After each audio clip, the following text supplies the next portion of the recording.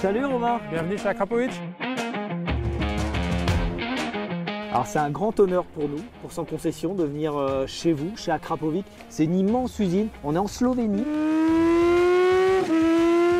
Vous êtes au siège, donc c'est le site historique. Ouais. C'est là que tout a débuté, donc à Ivanchna Gorica. Voilà. Et on va vous faire découvrir l'intégralité du processus de fabrication, l'envers du décor. On va aller voir effectivement tous les différents sites. Bah écoute, je vais commencer par tomber la veste et puis on va visiter cette superbe usine Akrapovic. On a hâte, à tout de suite.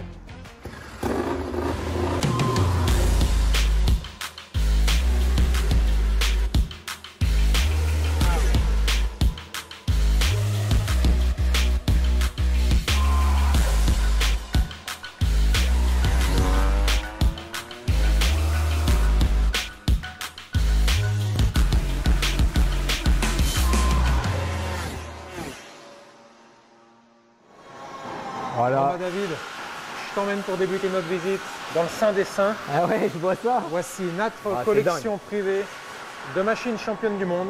Ouais, bah je les reconnais toutes. Hein. Celle de Lorenzo, celle de Ray, Biaggi, Mélandry, il y a même la moto championne du monde du Yard. Ah, C'est oui. ça. 2009, vous étiez avec. Tout à fait. Et là, dorénavant, on est à 175 déjà, champion du monde, équipé en Akrapovic. C'est dingue. Alors, l'histoire a débuté en 1991. Exactement. Tout a vraiment commencé là. Il faut savoir que l'histoire de la marque, c'est la compétition. C'est Igor qui lui-même, en tant que compétiteur, à l'époque en ex-Yougoslavie, était là à faire un petit peu en fait le tuning de sa propre moto.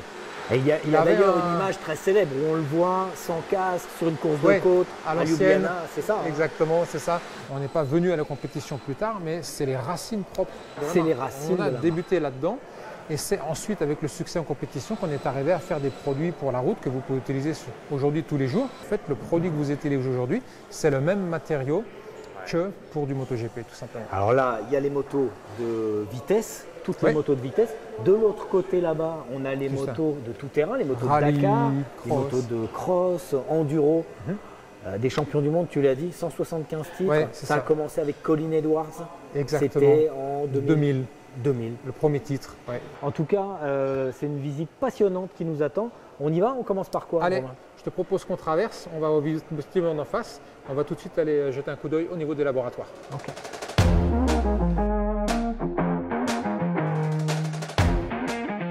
On arrive dans un laboratoire, Romain. Oui, c'est ça. Alors, bienvenue au laboratoire d'analyse métallurgique. D'accord. C'est un laboratoire qu'on utilise déjà depuis 2008 et qui a un rôle vraiment essentiel dans l'entreprise parce qu'il nous permet notamment d'avoir un contrôle, par exemple, à 100% des matériaux entrants. Alors là, c'est du titane surtout. Surtout du titane, parce que c'est vraiment le cœur de métier de l'entreprise. Alors en fait, là, ce que tu vois à l'écran, c'est une soudure. Il faut s'imaginer que ça, c'était par exemple l'enveloppe d'un silencieux et puis son support. Et en fait, ce qu'il veut aller voir à l'intérieur, donc il a découpé l'échantillon, il a été poli, inséré dans la résine et maintenant au microscope électronique, il peut aller analyser la qualité de la soudure.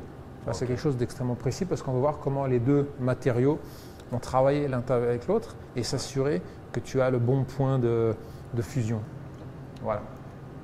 Donc ça, c'est un échantillon de soudure, ça. Oui, en fait, c'est une analyse qu'on va appeler destructive parce qu'en fait, on a dû découper un échappement après test. Et le but, c'est d'aller s'assurer à l'intérieur qu'on a vraiment la bonne qualité, tu vois. Donc là, Romain, ce que Primož fait, c'est qu'il analyse la résistance. Oui, là, ça va être la résistance mécanique, la dureté, en fait, d'un échantillon de titane. Là, c'est l'empreinte avec la valeur de résistance. Exactement, en route à la valeur.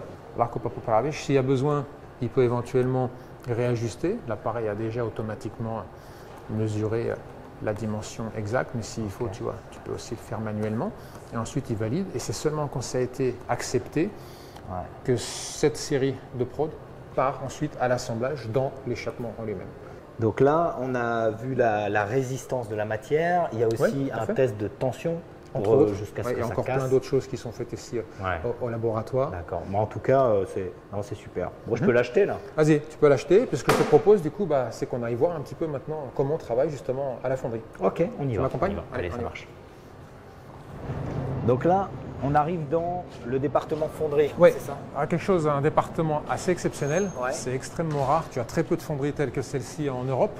Nous, ça fait depuis 2009 qu'on est installé. Ouais. Et je vais te présenter Aleš, qui est en fait le directeur du département.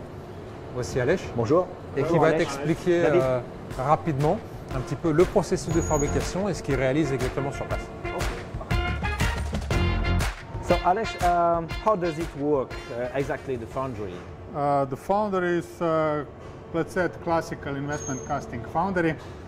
The main point is that we cast titanium and nickel-based superalloys. So we start with a 3D model when we get from the research and development department. Okay. These three model we need to enlarge a little bit because of solidification. Yep. And then we produce a tool for injecting the wax. The wax is the complete wax tree is then later start applying the ceramic. Okay. So here is the wax inside. Yeah, I see it. We start to apply ceramic layer by layer. Later on, we place this into the oven. The Yeah. wax is melted away. Oh yeah, yeah. Here is empty hole. Yes. And in this hole, in this cavity, we cast titanium. Okay, that's the So the shell is the ready. shell. Yeah, yeah. Okay. Then we need to prepare a titanium. Yeah. We use technological scrap from Akrapovic production site. Okay. That's mean nets from laser cutting, from pipe production, the remaining Yeah, material. everything. We need to shred it them on Yeah. smaller piece, Okay. wash it them, and we make a briquettes. Okay, like that. These briquettes we place into the oven, Yeah. heat it up, melt it. Yeah. Okay. Yeah. The shell is rotated. Yeah. Everything because of titanium need to be in vacuum, and then we cast from directly to the shell, and Okay. we fill with titanium the gap. Simple foundry actions. Simple, But, with yeah, but thousands of details. yeah, thousands of details. And finally, we yeah, get titanium casted part. yeah, yeah. So, because of centrifuge, we can get very thin parts, Yeah. and that is our know-how and our Yes. advantage compared to the other Okay, process. okay. Thank you very much, Alex. Okay. Alors là, on arrive dans une autre partie du département mesure, c'est ça? Oui, je vais te présenter un autre type d'analyse. Alors là, tu as un scanner à 3 dimensions. Là, ça va être pour regarder, s'assurer que le produit final a toujours les mêmes dimensions que le produit tel qu'on l'avait modélisé en 3D à l'ordinateur. D'accord, donc ça c'est un pot. Oula, la cosa ok. change. Donc ça c'est un pot de. Oula, d'accord, c'est un robot, c'est robotisé. Ça, c'est un Hornet 750, Honda Hornet 750. Ah ouais, le avec nouveau tous nos- Hornet, ok. nos produits. Ok. Et là, donc l'opérateur va nous scanner juste pour s'assurer que. Et là, on parle d'un produit final qui a été sorti de la production Oui. de façon aléatoire, tu vois. Et on va juste s'assurer qu'on est bien exactement aux dimensions parfaites. Donc voilà, CB 750 Hornet Voilà. 2024. Local Capuchnech. Donc il va en fait vérifier par rapport à la modélisation 3D qui a été réalisée par la recherche et développement. Oui. On s'assure que le produit final, il est dans les tolérances, qu'il a bien les mêmes dimensions. L'avantage, c'est derrière de s'assurer qu'il y aura un montage parfait sur la moto. En fait, tous ces processus, c'est des processus quand même de vérification Oui, avec ça. par rapport Tout à fait. à la qualité du métal, du titane, par rapport à la qualité Sur toutes de la les différentes CAO. étapes. Il y a beaucoup d'étapes de vérification. quand même. Exactement. Donc là, tu peux lui demander à Uroš combien de temps prend une analyse d'un pot comme ça, par exemple. Koliko traja ta analiza, na primjer? Talja traje 3,5 plus minuta, 4,5. 4 minutes 30 d'analyse là. 4 minutes 30 pour les correspondances. C'est ça. D'accord, d'accord. Bon, écoute, c'est super ici. Maintenant, plaît c'est quoi la suite du programme? Alors là, je t'ai préparé une petite interview. Ouais. Tu vas aller rencontrer notre directeur général, Davorin. Davorin, ok. Voilà, tout à fait. Donc 10-15 minutes, tranquillement. Profites-en bien et puis je te revois juste après. Ouais, j'ai pas mal de questions à lui poser. Et bah allez, c'est l'occasion. Allez, ça marche, merci.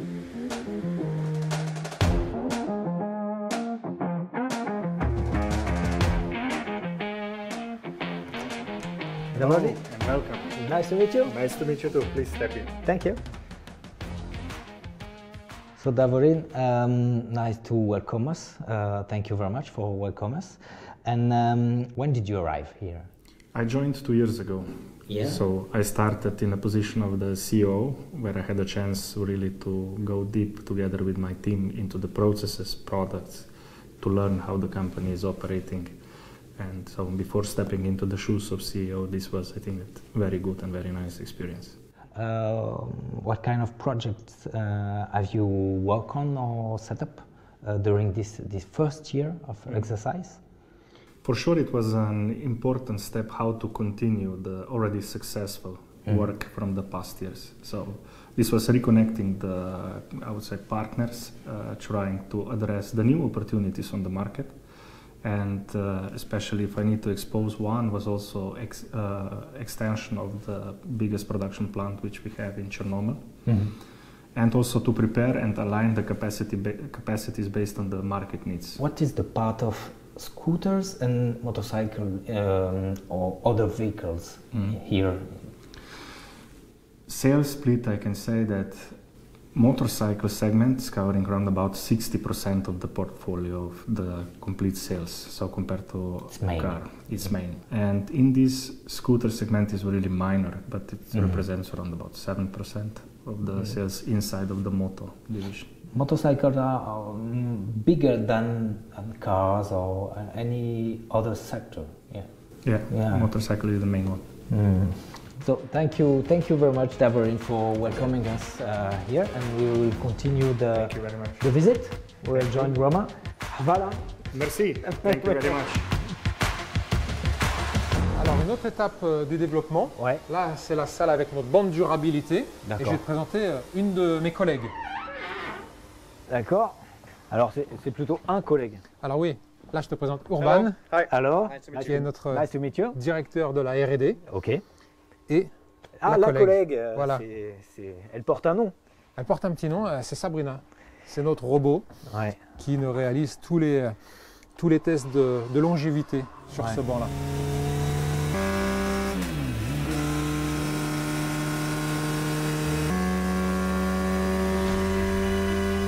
Urban, you're director of R&D. Yes. It means that part of this department, that part is important, the testing from Sabrina?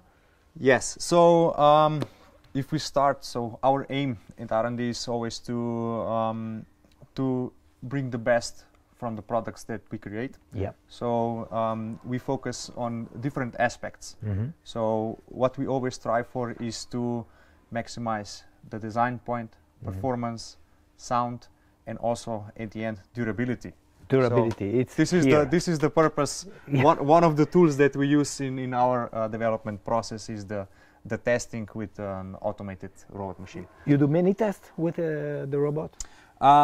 It depends. So for us, it's important to have an availability to get the bike to perform the tests. It takes quite a while to set up and to run it, but we try to everything we find on the tests, we try then to replicate on every product that we make. So we don't need to test every product, but the findings can be used in development process of new ones. What kind of things do you measure here?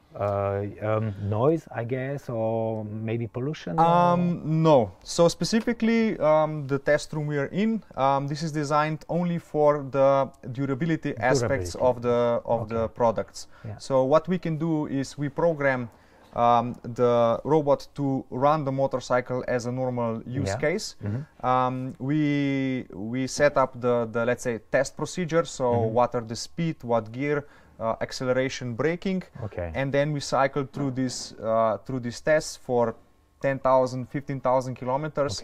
And we observe what happens with the temperatures, what happens with the material, if we see any breakages, if we see any hot spots appearing on the outer side, to be sure that the design of the product will be able to last the life cycle of the material that we get.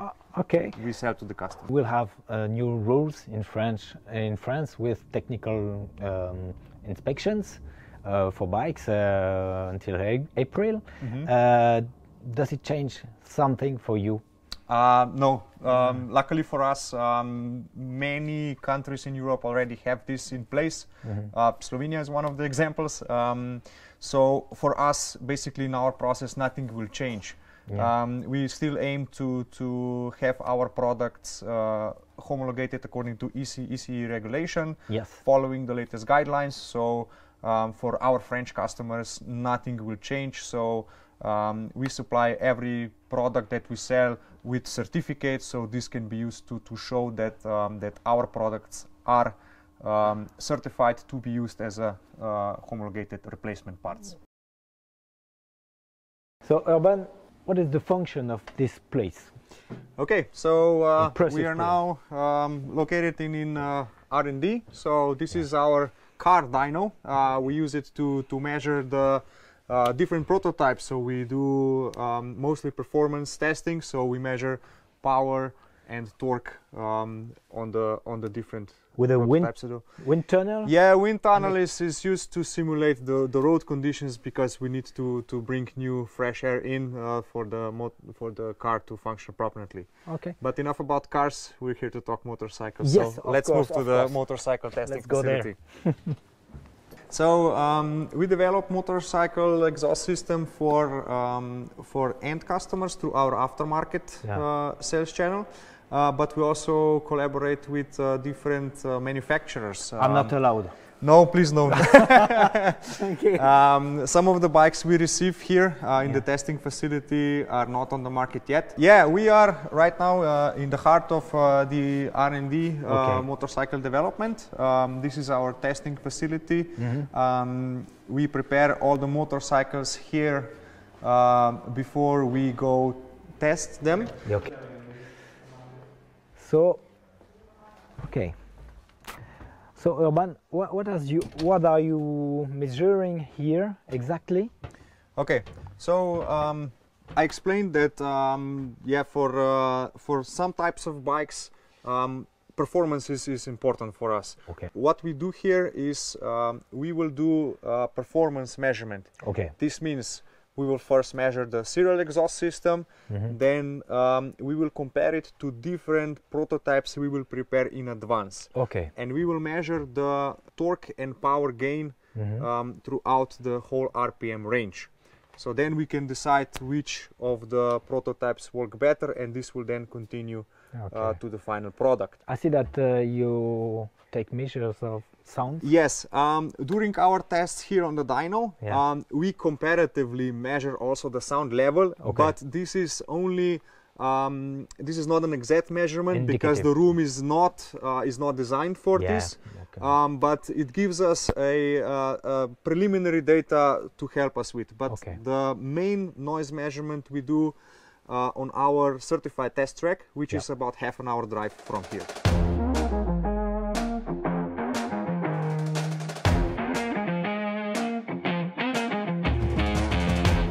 Thank you, Urban. Thank you for everything. Yeah, thank you for visiting. Okay, thank you. Donc, je connais cet endroit. Ouais, bah oui, on remonte à l'expo. Je vais te présenter quelqu'un du service compétition. C'est Micha qui en est le responsable, et je vais te laisser un petit moment avec lui. Comme ça, tu vas pouvoir tranquillement nice to meet you, avoir un petit entretien. Allez, je vous laisse. Micha, it's a kind of dream place here. Yeah, it's a unique collection of, let's say, race winning and championship winning bikes that I believe you cannot meet in one place anywhere else in the world, together with the technical details of the engines, exhaust, and so on. How strategic is competition for Akrapovic? It's a platform to showcase our knowledge, our cooperation, our brand image, and so on. And we develop new materials, new approaches of working, new exhaust systems, of course. How does it work, this racing department? What is the functionality? Okay, in total we are 15 people. 15? That takes care of projects itself. So design, communication with teams, testing of the parts on the dyno. Going to the races, all this is involved in the project racing department itself. Thank you, Micha. You're welcome. Thank you. Donc Romain, on est ici dans le site de production cette fois. Exactement, voilà, à Tchernobyl, Oui, qui est l'un des 4 sites d'Akrapovic, mais là Ouais. c'est uniquement la production. oui. On s'est installé ici depuis déjà 2015 et tu as 30 000 m² à peu près d'installation ici, D'accord. dédiée uniquement à la production. Tout est fait ici sur place. D'accord, ça a combien du reste des bâtiments? Là on est à peu près à 1h15 de route du D'accord. siège, D'accord. à proximité immédiate de la frontière avec la Croatie. Et donc là, j'ai vu dehors, il y a des kilomètres de tubes, enfin des centaines de mètres de tubes. Oui, de tu vas tubes voir de ça un titane. petit peu, on va vous montrer exactement comment on fabrique nous-mêmes les tubes à partir Ouais. de la bobine. Ouais. Et c'est vrai que tu as vu à l'extérieur, il y a à peu près 100 km de tubes en stock. Alors on va découvrir tout ce site de production. On va se balader, Romain va nous expliquer. Il y a près de 600 soudeurs ici, hein, c'est ça, Ouais. dans le site de production Akrapovic. Et on va découvrir les secrets parce qu'il y a des secrets de fabrication pour les pots d'échappement. Romain, je suis impressionné, c'est la première fois que je vois une bobine de titane. Alors tu m'en avais parlé, tu m'avais dit que vous avez des kilomètres et des kilomètres de bobines de titane. Exactement. Et là, c'est une machine très ancienne qui chauffe le titane. Non, non, même pas. En fait, c'est effectivement donc, le titane que tu as vu hier, on l'a testé au laboratoire avant qu'il soit intégré dans le stock. Maintenant qu'il a été validé, il intègre ici la chaîne de production. Et ça, c'est vraiment un des gros avantages concurrentiels qu'on a chez Akrapovic. C'est qu'on fabrique nous-mêmes nos tubes. Donc on reçoit les bobines de titane comme ça. À la sortie, on y a regardé tout à l'heure, tu auras un tube de titane. Les sections sont différentes, c'est l'épaisseur du titane, j'imagine. Alors effectivement, il y a énormément de combinaisons possibles parce qu'on utilise plusieurs alliages de titane. Après, en fonction des besoins, il y a différentes épaisseurs. Selon que tu vas utiliser des applications de route, du MotoGP, du Dakar, c'est pas les mêmes choses. Les diamètres aussi. Et tout est réalisé ici en interne. Et c'est parce qu'on a toutes ces combinaisons différentes que tu dois avoir un stock permanent de tubes assez important pour répondre à tous les besoins. Alors là, Romain, on est chez les soudeurs. Ouais. Ils sont très nombreux et On est nombreuses. dans l'atelier de soudure, nombreux et nombreuses, effectivement. Bah, d'ailleurs, je vais te présenter Maria, qui va Ok. te montrer un petit peu la façon dont elle fait le travail. Tiens, regarde. Ok. Elle s'installe tranquillement. Et puis on va voir un petit peu comment se passe le processus. Donc comme tu disais, hein, on a énormément de soudure, c'est encore très très manuel. Il ne faut pas s'imaginer que c'est une machine qui fait l'intégralité D'accord. du travail. Combien de soudeurs là sur le site À peu près 600. À ouais. peu près 600. Et donc, beaucoup de demoiselles également parce qu'elles sont extrêmement précises, Ouais. très patientes et du coup, voilà, ça fait partie Ok. du personnel qu'on est vraiment Donc, très content de pouvoir avoir avec nous. D'accord, donc on va la laisser souder, on va laisser Ouais, on va souder la Maria. laisser Je crois qu'il travailler. faut Vas-y, refermer le s'il te rideau. plaît. Vas-y, Allez, referme, on va la laisser faire. Allez-y. Donc là, Romain, là on n'est plus sur des soudeurs humains, Oui. mais on est sur une machine. Oui, on a aussi des robots, Ouais. il en faut, surtout pour les grosses séries. Ça, Là, c'est- par exemple, tu as un press silencieux, Ouais. donc cette partie-là, elle va être soudée. Alors là, quand on est à l'intérieur, par mesure de sécurité, le robot n'est pas en fonction, mais on va vous montrer un petit peu à quoi ressemblera la pièce à la fin. J'ai une petite question, Romain. Ouais, les bien sûr. soudeurs, Mhm. quand ils arrivent, donc on est à proximité de la Croatie, j'imagine qu'il y a des transferts de, Oui, de- on a de aussi des population, frontaliers, il y a tout des à fait, frontaliers. ouais. Comment ça se Alors passe? oui, on a des processus de recrutement qui sont assez pointus, c'est-à-dire que même un soudeur qui est déjà qualifié, avant qu'on le mette sur la chaîne de production, il va passer 6 mois dans notre école, l'école Akrapovic, D'accord. pour s'assurer qu'il répond bien aux critères dont on a besoin, parce que vous voyez un peu la qualité des soudures sur les lignes. Ouais. Tout le monde n'est pas malheureusement capable de le faire, et donc on a comme ça besoin de les former encore malgré qu'ils soient déjà qualifiés à la base. Alors là, vous avez une forte demande de main-d'œuvre en soudure à cet Ouais, endroit ça de la devient compliqué Slovénie. de trouver. C'est des métiers qui deviennent rares. Il est Ouais. difficile de recruter. Ouais. Donc on a aussi pas comme ça un petit peu Des d'automatisation forcément, surtout pour les grosses séries. C'est une grosse part de la soudure, l'automatisation ou Non, c'est- ça va plutôt être utilisé dans l'automobile. Pour une moto, est-ce qu'il peut y avoir, j'imagine que oui, mais plusieurs dimensions et tailles de titane, d'épaisseur de titane? Des Par alliages exemple, différents. Des alliages Ouais, différents. ça effectivement. C'est vrai que quand on dit titane de façon générale, Ouais. on ne sait pas trop ce qu'il y a à l'intérieur. Mais en fait, il faut savoir que, un exemple, mais sur une ligne de sportive, une ligne qu'on appelle chez nous évolution, donc 100% titane. Oui. En fait, à l'intérieur même de cette ligne, tu vas avoir 5 alliages de titane différents. Romain, c'est super intéressant. Tout ça, la soudure, c'est vraiment le cœur du métier. Le cœur du métier, tout à fait. Voilà. Donc on est au cœur du métier, ici. Combien de mètres carrés cette usine-là À peu près 30 000 mètres carrés là dorénavant. Ouais. D'accord, cette partie-là. On a encore étendu il n'y a pas très longtemps avec une nouvelle aile. On va vous montrer ça aussi dans le parcours. Allez, on fait la suite? Eh bien allez, on avance. Alors Romain, on est où là? Dans quelle partie de l'usine? Alors là, l'opérateur derrière nous, il va mettre une feuille de titane sur le laser de dimension. C'est-à-dire qu'on va découper tous les petits supports, par exemple, et les feuilles qui deviendront après des enveloppes, par exemple. Ça, c'est des feuilles de titane qui sont stockées là, je les vois là. Exactement, c'est ça. Alors pareil, de nouveau, différents alliages, différentes épaisseurs, comme on a dit avant. Et donc tu avais ton tube. Ouais. On va le cintrer, ça va devenir les tubulures, mais on a besoin encore de toutes les autres pièces, par exemple les petits supports, les enveloppes et tout ça à la base. On voit que la machine, la feuille de titane va passer dans la machine. Exactement. Tout va être découpé. Tout va être découpé au laser. Au laser. Et ce sera toutes les petites pièces ensuite qu'on va réutiliser pour finir les autres parties de l'échappement. Donc ça, c'est quelle partie par exemple? Ça peut être par exemple une enveloppe en fait. Et après, elle va être transformée, cintrée pour prendre sa forme. Ça peut être les petits supports pour venir fixer au niveau du calqué, tu vois, la ligne. Ah ouais, ça y est, c'est découpé. Alors l'ancienne ressort. Il y a combien de personnes ici sur site? Alors au total, à Krapovice, il y a 1800 salariés. 1800 en tout, Et après, sur ce site-là, ils sont à peu près 1200. 1200. Et il y a énormément d'automatisation aussi. 1200 personnes là parce qu'ils font les 3-8. En fait, ils font les 3-8, ils travaillent en 3-8. C'est impressionnant là, ça. On voit la machine à l'œuvre. Ouais. Donc là, tu nous as préparé, Romain, des échantillons. Des échantillons. Ouais. Donc, je vous présente. Là, je le prends comme ça. Il faut pas le toucher. Je vais présenter un autre processus de. Donc ça, c'est ce qui sort d'ici. Alors ça arrive directement du sablage. C'est du titane. C'est du titane. Ok. Là, tu as deux différentes étapes déjà de sablage. Donc. Et là, ce qu'on voulait vous montrer, c'est l'étape une fois qu'on a appliqué le traitement de surface sur le titane. Ah ouais, ça, on connaît ça, cette qualité de matière. Voilà, ça fait un finish vraiment très joli, très propre. Et ça a aussi des avantages. L'intérêt, c'est ça.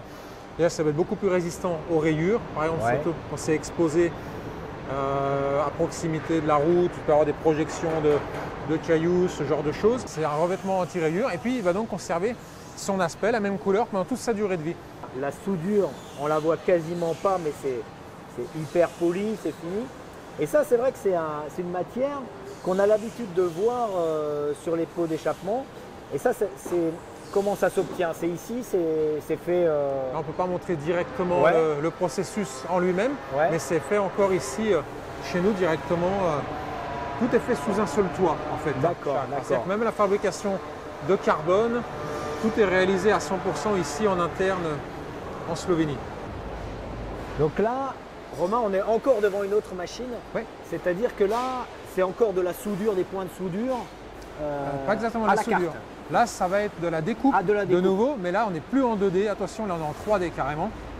C'est-à-dire que la pièce va être fixe et tu as le bras du robot qui va tourner autour. Ah, on voit là, il vient de filmer, il vient de mettre les pièces. Exactement, tiens, regarde, tu vois le robot en action et il va venir découper la pièce de façon extrêmement précise. Alors, si on utilise là, c'est quand on a des tolérances vraiment infimes. Pour aller assembler des pièces ensemble par la suite à la soudure, on a besoin qu'il y ait des tolérances absolument minimum. C'est pour ça qu'on utilise des appareils comme ça aussi pointus, tu vois. Le bras tourne autour, fait toutes les petites découpes. Ah ouais, tout est programmé au millimètre. Ah, alors, même pas au dixième de millimètre. Au dixième de millimètre, parce que en fait, chez vous, c'est vous qui vous adaptez à l'architecture et au gabarit des motos. Exactement, tout est fait sur mesure en fait. Ouais, c'est pas standard, vous ne fabriquez pas de pot standard. À chaque modèle correspond un pot d'échappement. Exactement, tout à fait. Bon, en tout cas, c'est impressionnant, c'est des machines de très haute technologie, c'est des machines, j'imagine, Ça vaut plusieurs centaines de milliers d'euros.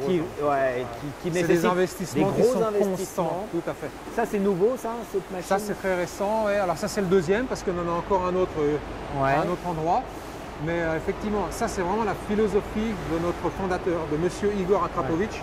C'est que tous les processus de fabrication sont internalisés. On va continuer la visite? Allez, on se déplace. Donc là, on est devant une machine impressionnante, Romain. Oui. C'est une cintreuse à froid, c'est ça? C'est ça, cintreuse, exactement.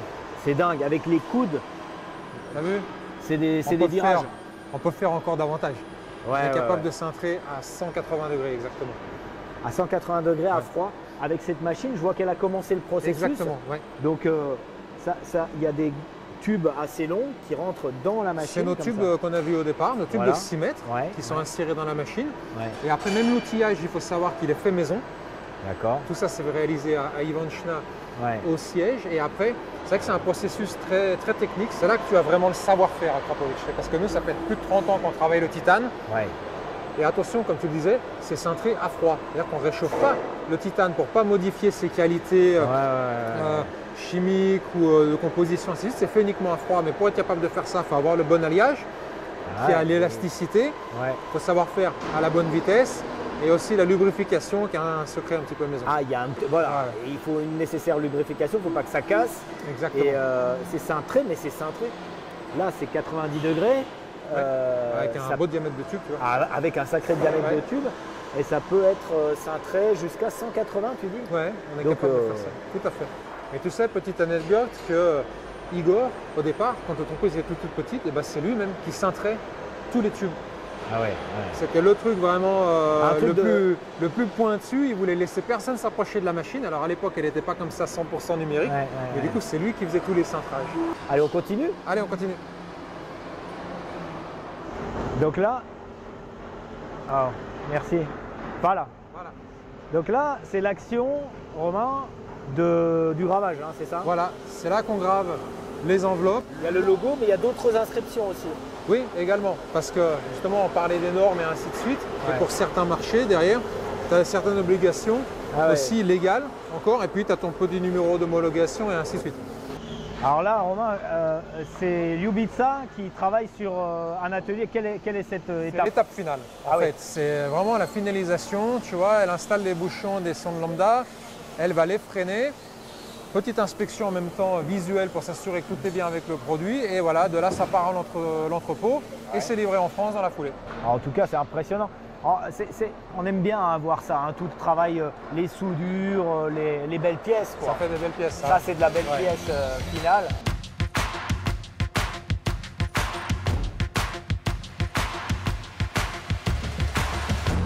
Derrière nous, on est sur une machine pour la fibre, la composite. Ça, on est arrivé au département composite. Comme on disait, tout est fabriqué ici en interne, y compris les pièces en carbone comme cet embout.